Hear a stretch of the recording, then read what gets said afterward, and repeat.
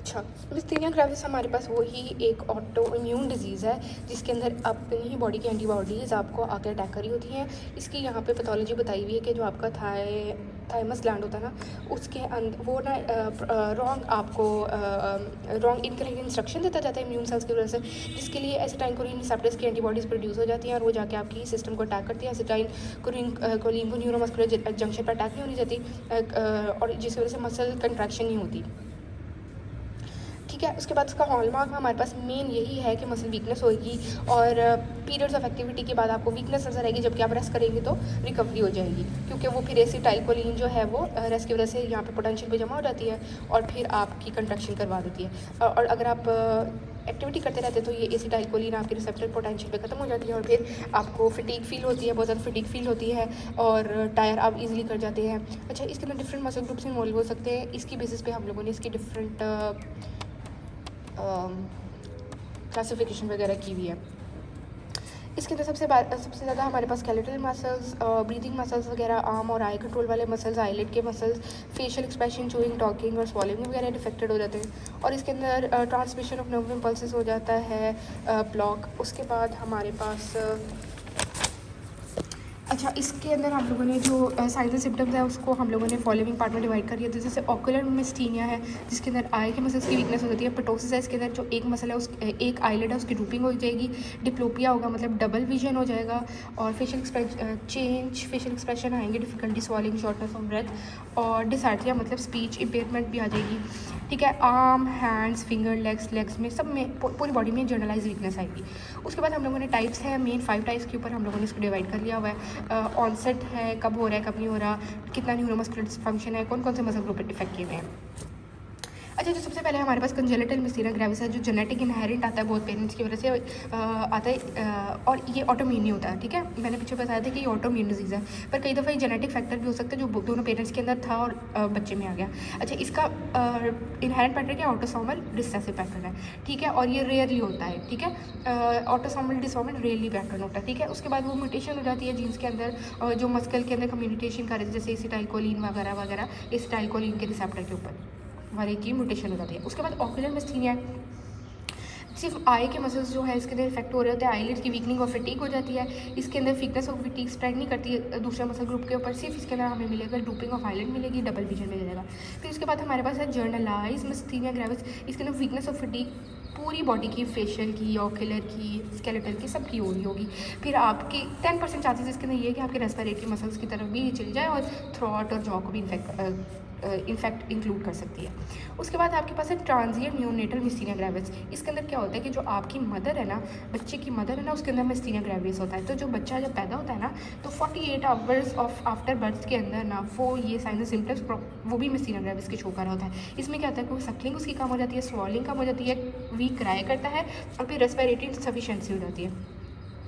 Symptoms जो है ना कुछ डेज और वीक्स के बाद फिनिश हो जाते हैं। उसके बाद हमारे पास है जुवेनाइल मिस्थीनिया ग्रेविस, मतलब यंग बच्चों की मिस्थीनिया ग्रेविस। प्यूबरिटी वाली एज पे सिम्टम्स स्टार्ट हो जाते हैं। अगर बिनाइन फॉर्म, अच्छा इसके आगे से 2 टाइप है, बिनाइन है और जो है वो स्वेयर केस है। जो बिनाइन है उसके सिर्फ आई मसल्स हो रहे होते हैं, जबकि स्वेयर केसेस में सारे मसल ग्रुप्स हो रहे होते हैं। और सिम्टम्स क्या है, सबसे पहले क्लमजीनेस आएगा, सॉल्विंग में मसला होएगा, ईजिली टायरिंग आएगी। अच्छा, उसके बाद इसका डायग्नोसिस हम लोगों ने कैसे करना है। सबसे पहले आपने डायग्नोस करने के लिए मेडिकल हिस्ट्री ले लेनी है, फिजिकल एग्जामिनेशन देख लेनी, स्ट्रेंथ ले लेनी है, टोन देख लेनी है, कोऑर्डिनेशन, सेंस ऑफ टच और आई की मूवमेंट देख लेनी है। अच्छा, इसके अंदर सबसे पहले हम एड्रोफोनियम टेस्ट करते हैं जो बहुत इंपॉर्टेंट है। एड्रोफोनियम टेस्ट में बोला क्या होता है कि आप अगर किसी बंदे को एड्रोफोनियम क्लोराइड देंगे ना, तो ये आप उसकी ना वीकनेस को कम कर देगा। और जो ठीक है, ये एड्रोफोनियम क्लोराइड असल में करता क्या है कि जो एंटीबॉडीज़ है ना उनको ब्लॉक कर देता है, एंटीबॉडीज़ को ख़त्म कर देता है, जो कि आपके एसिटाइलकोलिन को रिसेप्टर के ऊपर ब्लॉक कर रही थी ना, इन्हीं एंटीबॉडीज़ को फिनिश कर देता है, तो एसिटाइलकोलिन बढ़ जाती है। इसकी वजह से अच्छा, फिर न्यूरोमस्कुलर जंक्शन पे बढ़ जाती है और उसकी वजह से आपकी ऑक्यूलर मसल की वीकनेस कम हो जाती है। उसके बाद ब्लड टेस्ट कर लेना है। ब्लड टेस्ट करेंगे ना तो हमें ब्लड टेस्ट के अंदर जो यही एंटीबॉडीज़ है ना वो ज़्यादा मिलेंगी और इनको हम कहते हैं एंटी मस्करैनिक एंटीबॉडीज़। ठीक है, ब्लड के अंदर मिलेंगी। उसके बाद हम इलेक्ट्रोमायोग्राफी करा लेंगे। इलेक्ट्रोमायोग्राफी जो है ना वो आपकी इसकी नर्व पोटेंशियल के ऊपर कितनी इलेक्ट्रिकल सिमुलेशन हो रही है उसको देख रहा होता है, कितनी ट्रांसमिशन हो रही होती है। तो सिंगल फाइबर में देखता है, मतलब एक फाइबर में। और इसके अंदर मसल फाइबर्स के अंदर अगर जो मस्तीना ग्लैविस वाले होते हैं ना, वो वेल नहीं रिस्पॉन्ड करते हैं। उसके अंदर रिपीटेड जब आप करेंगे ना तो आपको रिपीटेड स्टिमुलेशन नहीं मिल रही होती, जबकि नॉर्मल जो लोग होते हैं ना उसके अंदर रिपीटेड ये स्टिमुलेशन मिल रही होती है। उसके बाद आप लोगों ने इमेजिंग करा देनी है, CT और MRI करा लेनी है। वो देखना है कि आपने थाइमोमा का देखना है कि वो रॉन्गली पल्सेस तो नहीं भेज रहा। उसके बाद उसकी इन्फो लेने के लिए करनी है CT MRI।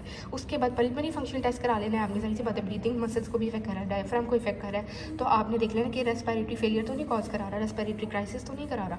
उसके बाद जो कॉमन इम्पेयरमेंट्स है वो वीकनेस, फटीगेबिलिटी है, और जो अगर फंक्शनल लिमिटेशंस जो हमारे पास आ रही है उसमें ईटिंग, ड्रिंकिंग, मतलब सॉल्विंग वगैरह और एम्बुलेशन में इशू आएगा।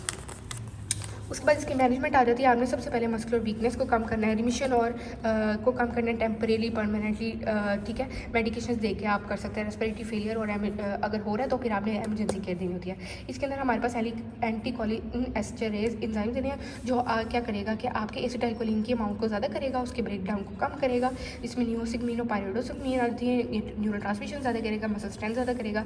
उसके बाद इम्यूनोसप्रेसेंट ड्रग्स देते हैं जो आपकी एंटीबॉडीज़ की अमाउंट को कम करेगी, जो मसल स्ट्रेंथ को इंक्रीज़ करेगी। इसके अंदर प्रेनिडोसोन आ जाती है, एरिथ्रोपाइन, साइक्लोस्पोरिन, टेक्नोलॉजीमस और प्लाज्माफेरेसिस आ जाता है, जिसमें IgG एंटीबॉडीज़ भी, इम्यूनोग्लोबिन से दे देते हैं जो एंटीबॉडीज़ के अमाउंट को कम कर देता है। फिर हम सर्जिकली थायमस को रिमूव भी कर सकते हैं जो आपको रॉन्ग इम्पल्सेस दे रहा था, ये भी इंप्रूव कर सकते हैं कंडीशन को।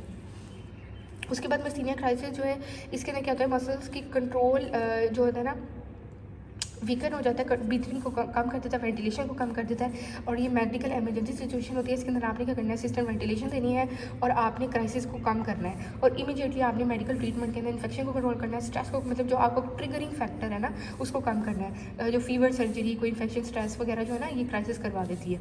इसके अंदर आपने मेडिकेशन देनी है या कोई मेडिकेशन एडवर्स रिएक्शन करा सकती है, वही आपने ट्रीटमेंट वगैरह इसका कर देना है। उसके बाद आप लोगों ने PT इंटरवेंशंस के अंदर आपने सबसे ज़्यादा आपने वीकनेस को इम्प्रूव करना है, इसलिए आपने लो रेजिस्टेंस स्ट्रेंथ ट्रेनिंग करवानी है। मतलब हाई रेजिस्टेंस स्ट्रेंथ ट्रेनिंग होती है ना, इसमें वो नहीं करानी है, आपने लो रेजिस्टेंस वाली करानी है। फंक्शनल कैपेबिलिटी इंप्रूव करानी है, ब्रीथिंग कंट्रोल कराना है, सिस्टेड कफिंग करानी है, जब चेस्ट की क्लियरेंस करवाए ना, क्योंकि मूवमेंट कम हो रही थी, जाहिर बात है क्लियरेंस कम हो रही है तो आपने वो बढ़ानी है। उसके बाद आपने स्टेमिना इंक्रीज़ करना है, फटीग को कम करना है, रिलैक्सेशन करवानी है, स्पोर मसल्स की सोरनेस को कम करेगी। हाइड्रोथेरेपी बहुत अच्छी है लोगों के लिए। अच्छा, उसके बाद उन्हें देखना है कि सेफ्टी, हम कैसे सेफ जोन के अंदर हम लोग का एक्सरसाइज करा सकते हैं। वो हमारे पास स्पेस वाला जो है वो हमारे पास गाइडलाइन है। सबसे पहले आपने प्लानिंग करनी है एक्टिविटीज़ को, फिर अडेप्टिंग करानी है, आपने एडिक्वेट रेस्ट कराना है, असिस्टिव इक्विपमेंट यूज़ कराना है, मतलब रेस्ट करवाना है इस बंदे को। फिर उसके बाद एनर्जी कंजर्वेशन करानी है, कूल टेम्परेचर में रखवाना है, गर्मी में एक्सरसाइज नहीं करवानी। इमोशनल स्टेबिलिटी करानी है, मतलब इस बंदे को टेंशन नहीं देनी, और प्रॉपर मॉडरेशन भी करानी है, बहुत एक्सेसिव डेली टास्क और अननेसेसरी एक्टिविटीज़ को कम कर देना।